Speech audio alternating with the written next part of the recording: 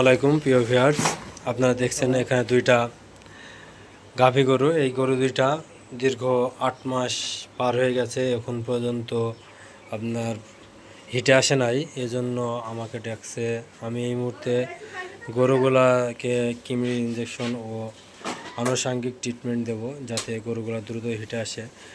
আপনারা সকলেই গরুর বাছুর হওয়ার পরে 2 মাস পর অবশ্যই কিমির ডোজ করে নেবেন, কারণ কিমির ডোজ না পরিপূর্ণভাবে করা না থাকলে একটি গরু হিটে আসতে অনেক টাইম লাগে।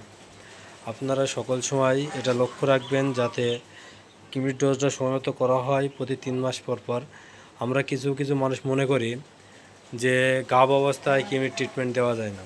অবশ্যই গাভ অবস্থায় কিমির ট্রিটমেন্ট দেওয়া যায়।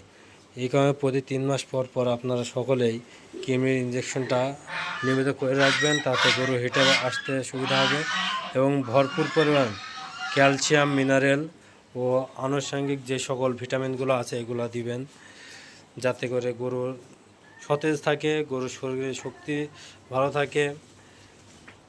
তাহলে পরে গরু হিটে আসতে খুব সুবিধা। দেখতেই পাচ্ছেন দুইটা ফিজিয়ান জাতের বড় বড় গরু। একটি গেরস্তর কিংবা একটি খামারের যদি একটি গরু 8 মাস পর তাও হিটে না আসে, তাহলে পরে তার ব্যাপক ক্ষতি। বর্তমান সময়ে বিচালির যে দাম এবং আরও শাকসবজি ঘাসের যে দাম, সব মিলে অনেক খরচ। যদি নিয়মিতভাবে গরু হিটে না আসে, বাছুর না দেয়, দুধ ভালো মতো না আসে, তাহলে পরে সমস্যা। সেজন্য সকলেই চেষ্টা করবেন নিয়মিতভাবে চিকিৎসা করতে। আপনারা গরুর পেছতে খরচ করবেন, গরু আপনাদের দেবে। আপনারা খরচ করবেন না, আপনাদের গরুতে দেবে না। আবাদ করতে গেলে যেমন আমরা কীটনাশক ব্যবহার করি, তেমনি গরু পুষতে গেলে তাকে ভরপুর খাবার দেওয়া লাগবে।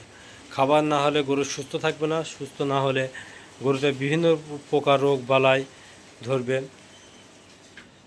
রোগ বালাই আসবে, রোগ প্রতিরোধ ক্ষমতা কমে যাবে। শরীরের সব কিছুই ঘাটতি থাকলে রোগ প্রতিরোধ ক্ষমতা কমে যাবে।